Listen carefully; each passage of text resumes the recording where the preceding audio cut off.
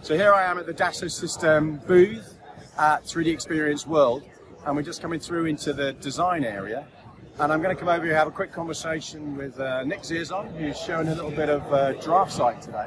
Nick, what are we showing on screen here? Hi, I'm from Euro Central Germany all the way, and a lot of my customers in DraftSight, they use 2D for factory layouting, and this is huge because this is a big play together with SOLIDWORKS. They have all their assemblies and they need to put it in some layouts, and this is where DraftSight comes into play. And this is what they are doing here. If you want to take a closer look, they are doing area management of their different production areas.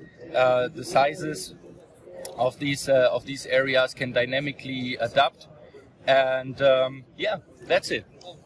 And that's fully interoperable with legacy 2D programs, so you can work native? Absolutely. We go back with the AutoCAD files for as long as AutoCAD exists. This is what DraftSight was made for. Fabulous. So there you have it, folks. Come and see DraftSight in the design area of the Dassault Systèmes booth at 3DEXPERIENCE World 2023.